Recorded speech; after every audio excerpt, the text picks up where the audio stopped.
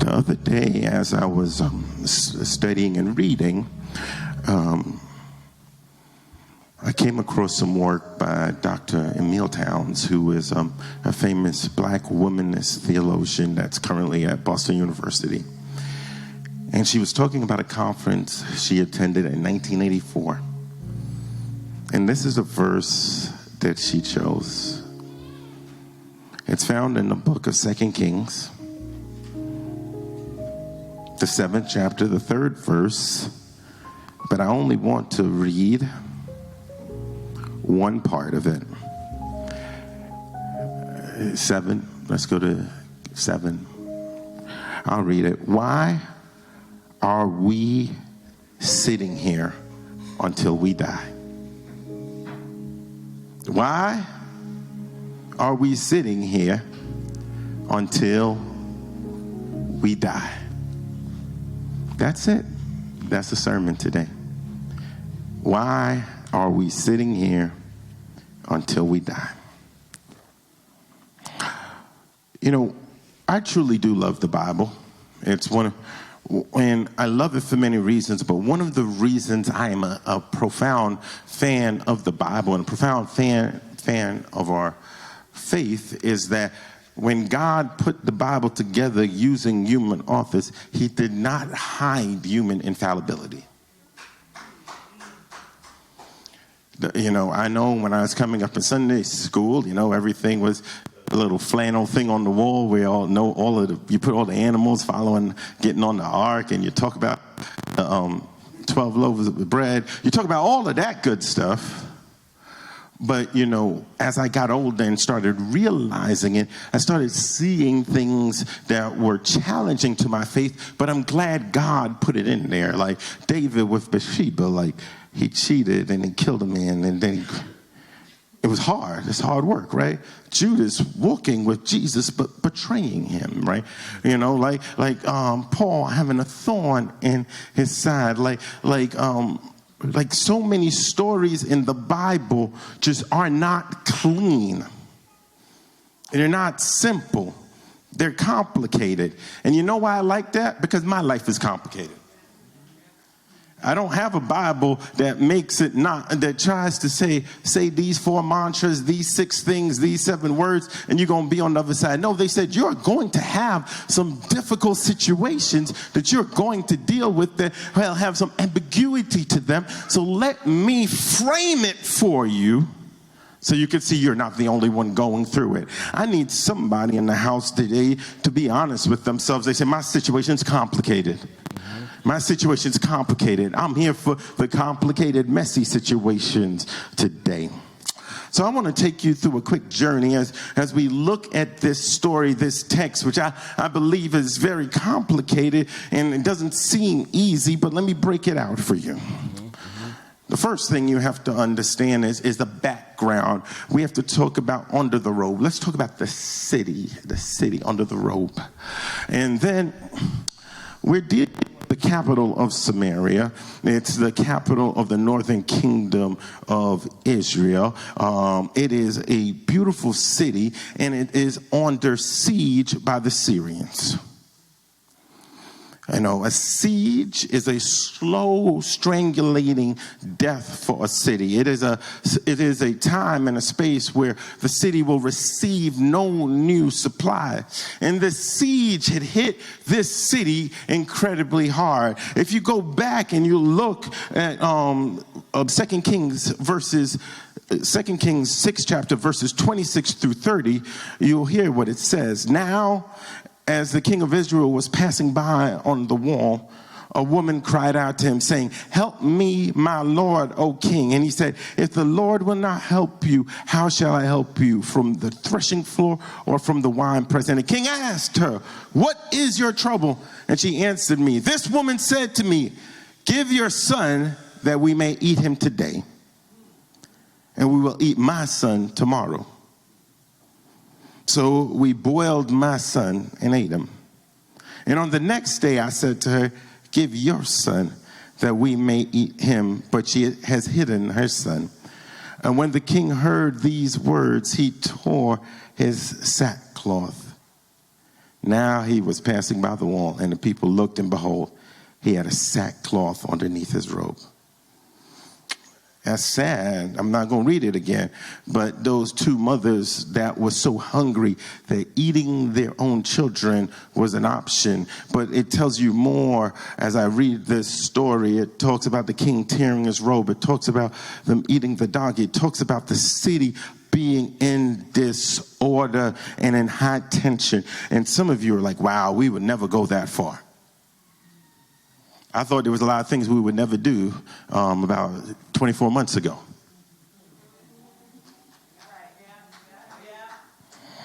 I didn't know that you could just barge into people's homes and take the people. I didn't know the history of my people would be invalidated. I didn't know that the gas prices would be so high that the average person is struggling to fill their tank. I didn't know that every people would be marginalized and just fired because somebody felt like they wanted to fire them. I'm just here to say sometimes we read the Bible and we got to realize that the city they're talking about is the city we live in. There's so much of a world that we think is perfect and we got it all together, but we got kids committing suicide. We got challenges around things. We got issues and problems. And the reality is that we live in a city that is on the siege.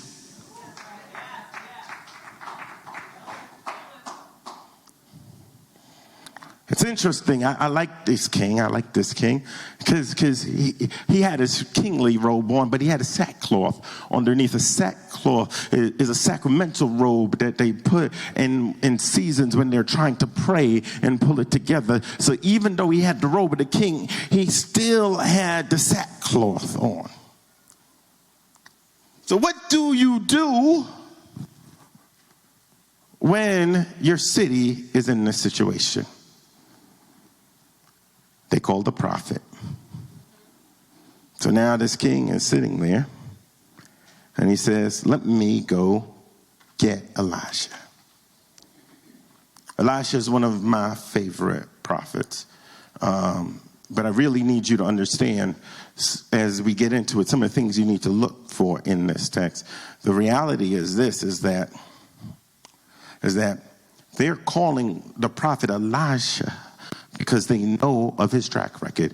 He was the understudy of Elijah with a J. Elijah that went to Mount Carmel. Elijah that was leading the nation into battle. That Elijah. Elisha takes up his mantle, and he's the one that heals the Shunammite. He resurrects the son of the Shunammite woman, goes in and gets the jar of oil and does it for the widow. He also heals Naaman's leprosy. This Elisha has a reputation of transforming and changing the kingdom. They called the man that is known for doing the work of God and knowing to hear about God. So Elisha walks in, steps through the door, and he says to them, tomorrow, about this time, a seah of fine flour shall be sold for a shekel, and 2 sheaves of barley for a shekel at the gate of Samaria. This thing blew my mind, Jermaine. The prophet comes in and says it's going to happen tomorrow. Not next month, not next year, not when the war is over, but tomorrow. And that is the word. But listen to what the captain says in verse 2. Then the captain, on whose hand the king leaned, said to the man of God, if the Lord himself should make windows in heaven, could this thing be? The captain, the man whose hand the king leaned on, that is the ancient title word. It means he is the king's right-hand man, the senior officer, the second most powerful man in the room. The captain stands at the king's right hand when the king tears his robe. The captain stands at the king's right hand when he decides to behead the prophet. The captain stands at the king's right hand when the king cools down and decides to summon the prophet instead. The captain has been in every conversation that led to Elisha being the room. Hear me this. The captain was part of the decision to bring Elisha in. The captain was at the table when the cabinet said, we need the man of God. The captain helped the king pick the messenger. The captain probably advised the king to come down from the palace himself. The captain stood next to the king on the walk down to Elisha. The captain was inside the strategy. And then Elisha opens his mouth. And the captain looks at Elisha and says with respect, that's impossible. Even if God himself opened, listen to this, even if God himself opened the window, that's impossible. That is a particular kind of doubt. That's not the doubt of an outsider who's never wanted God in the room. That is the doubt of an insider who helped get God in the room and then doubted what God said when God showed up. That's a sharper kind of doubt. Some of us know that kind of doubt. And let me be clear, I'm not coming for the captain. I'm not coming for the captain, but I think he's a good example in this space. Because in art culture, some of us are super competent. Some of us are super smart. Some of us are senior leaders. Some of us have been doing the math for so long that we've stopped expecting the math to break. And the painful thing is that some of us are the people who help bring God into our own situations and then doubted that God when God answered. We hired a counselor and would not take the counsel. We signed up for small groups and would not say what we needed. We called somebody, and when they called us back, we would not pick up the call. We came to the altar and said a quick word, but didn't stay and tarry at the altar. And the old saints used to be like, just tarry at the altar a little while. Let me just sit here till God speaks, not get up and rush because I said what I said. We invited Elisha and did not believe him. I'm not against you. I'm not against you. I'm with you. I've done your math, but hear me. The captain's doubt is not what Elisha is judging. Elisha is not judging the captain for thinking the math. Elisha is judging the captain for putting the math above the Lord.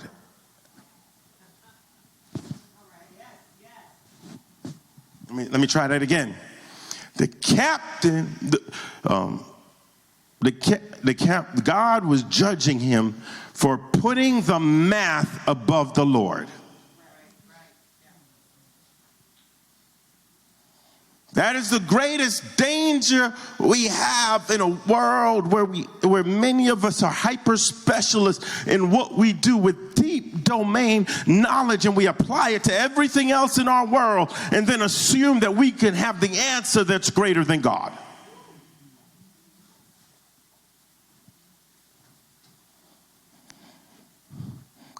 The captain didn't say, Lord, help my unbelief. The captain said, even God could not do this. This is the word he said. Even God cannot do this. And there's a line between honest math, and a foreclosure on what God can do. The captain crossed it in the same conversation he'd asked God to come into. And Elisha looked at him and said, the verse of the day, you shall see with your own eyes, but you shall not eat it. You shall see it. You shall see the flour. You shall see the barley. You shall see the siege break. You shall see the city eat again. You shall see the prophecy fulfilled. You shall see it with your own eyes, but you shall not and eat it. Hear me. This is one of the most sobering verses I've read, because it is not about the captain failing to survive. The captain survives long enough to see it. The captain dies in the gate when the people rush out for bread. The captain sees the bread, but he is trampled. That is a warning that we should never doubt God.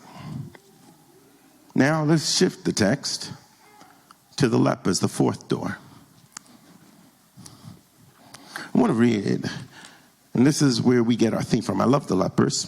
Now there were 4 men who were lepers at the entrance of the gate, and they said to one another, why are we sitting here until we die?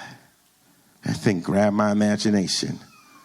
Why are we sitting here until we die? This was the verse that just grabbed me, because I think we often in this world today feel frozen in the place that we are. Many of us are sitting there waiting for something to happen, and God is saying, get up. While the king is tearing his robe, while Elisha's doing this, we have the lepers at the front gate. Why are the lepers at the entrance of the gate? The honest answer is they are there to beg. You know, one of the interesting things as I was researching this is the fact that when I think of a gate, I'm a big fantasy sci-fi fan. I'm thinking Lord of the Rings, like the big gate with the double doors, and it opens, and that's not what the gates look like in ancient Israel. They were actually this large 6-room or 6-area compound where they had the market, where they had the judges of the people. It was more like a town square before you got in. So this is the central meeting place for the city. What is interesting to me is that the lepers are showing up to beg at the gate, but the city is on the siege. How many of us are like these lepers? We are still showing up in places that are under siege, expecting a different result. We so used to asking for a handout or a paycheck that we'll show up at places that are dead. And there the lepers go. They're there, and I need you to understand, leprosy in the Bible is a description of many maladies and conditions that are internal to a person. And they're sitting there. They're at the threshold of a dying city with internal issues. And the thing they said is, if we say, let us enter the city, the famine is in the city, and we shall die. And if we sit here, we die also. So now come, let us go over to the camp of the Syrians. If they spare our lives, we shall live. And if they kill us, we shall die. Door number 1 is the city. The world, they will die. Door number 2 is sit where I'm at. Door number 3 is say, let me at least step in a direction that might seem dangerous, but it's my best option. Sometimes we are scared to make a move because we're so busy holding on to the seat at the gate, looking at the broken city.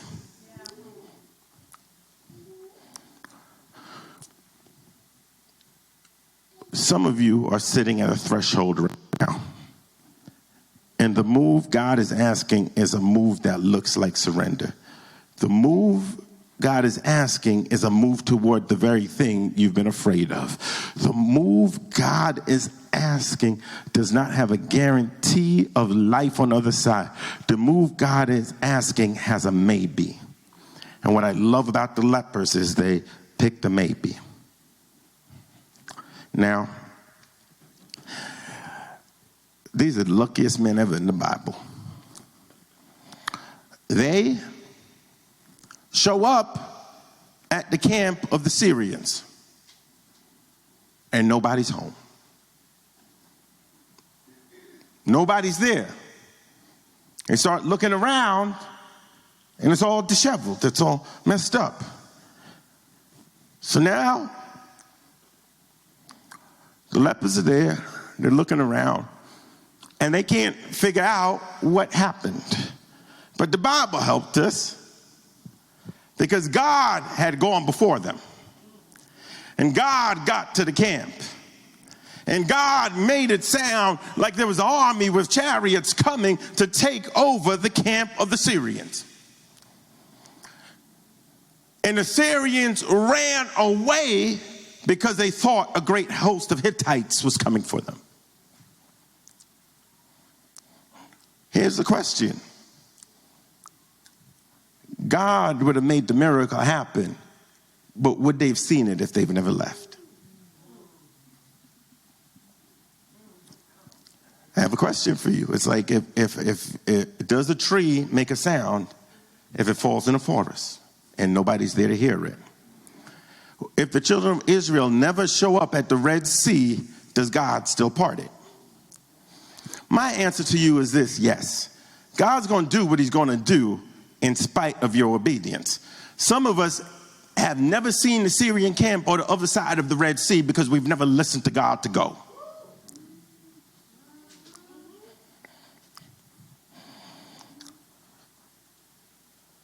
While the lepers were sitting at the gate doing the math, the Lord was emptying the camp. While the captain was doing logistics in the king's court, the Lord was emptying the camp. While the king was tearing his robe and blaming the prophet, the Lord was emptying the camp. While the mothers were grieving the children they had lost, the Lord was emptying the camp. While the gatekeepers were sealing the doors against another night of nothing, the Lord was emptying the camp. While the Syrian commanders were laughing at how easy the siege had become, the Lord was emptying the camp. While the city was paying premium for trash and calling it dinner, the Lord was emptying the camp. Somebody, while you were at the doctor's office last week, the Lord was emptying the camp. While your phone was on the lawyer's desk, the Lord was emptying the camp. While you were sitting in the parking lot after the meeting with tears in your eyes trying to put it back together, the Lord is emptying the camp. While you were lying awake at 3 in the morning rehearsing every word of the argument, discussion, or discourse, the Lord was emptying the camp. While you were watching the door for someone who was not, is not, and does not need to come back home, the Lord was emptying the camp. While you were watching your account balance go down and your blood pressure go up, the Lord was emptying the camp.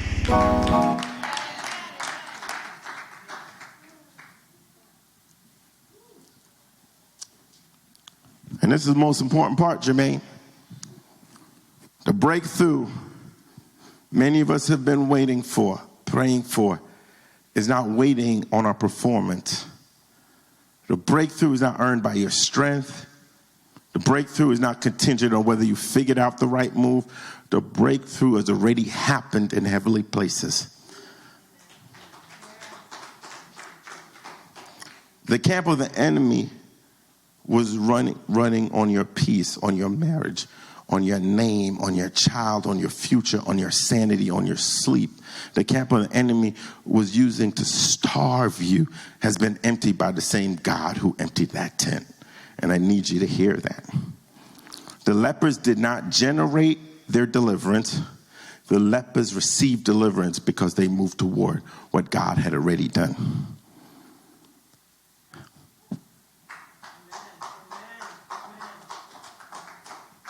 Your move does not make the gospel true. Your move makes you a witness to a gospel that was already true while you were sitting.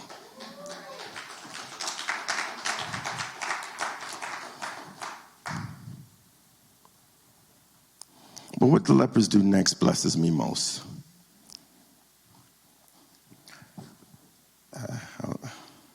Meeting with a young couple, and I loved their heart because they were like, how do we help this city?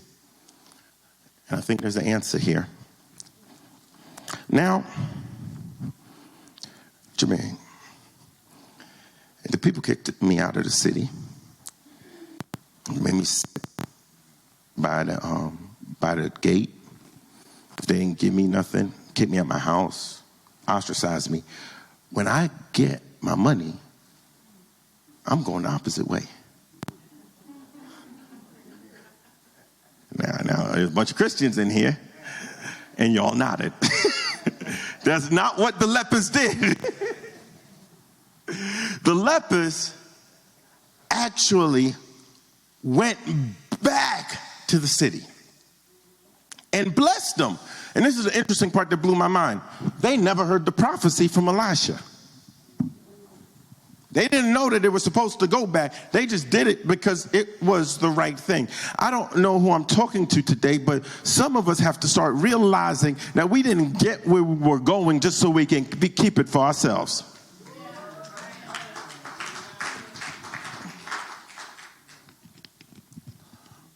We are not participating in what we're participating in just because it's for us.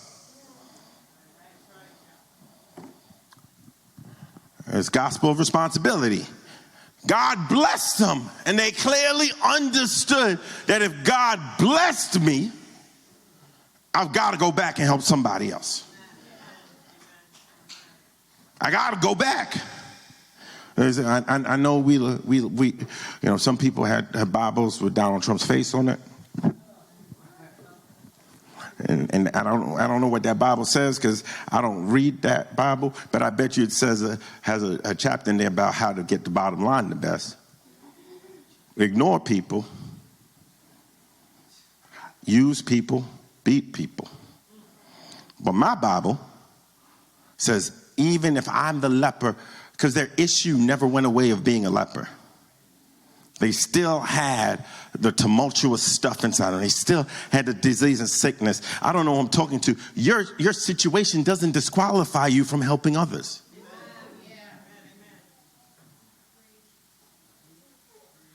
We all got problems. Ain't nobody in here perfect. Your situation does not disqualify you from being a help to the people around you.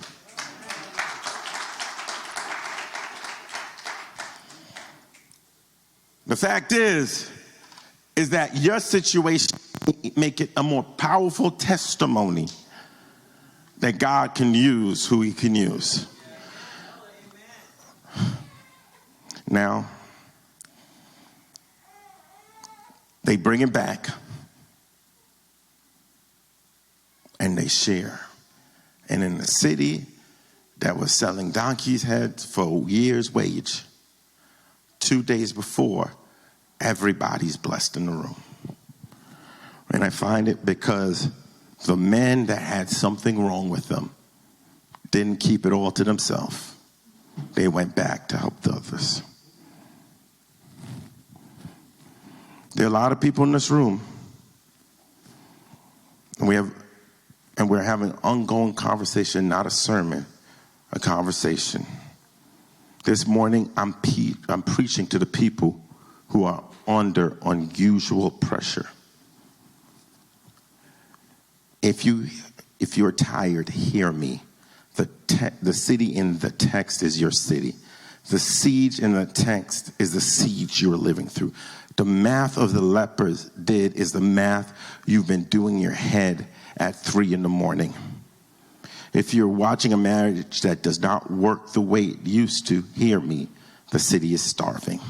If you're between jobs, between rounds, between visas, between identities, hear me. The leper's geography is your geography.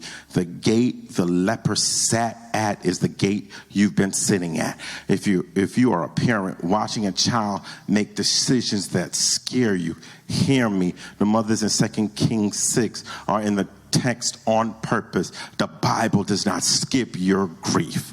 If you're a parent of a child who has already left, hear me. The Bible is not silent about the child you lost.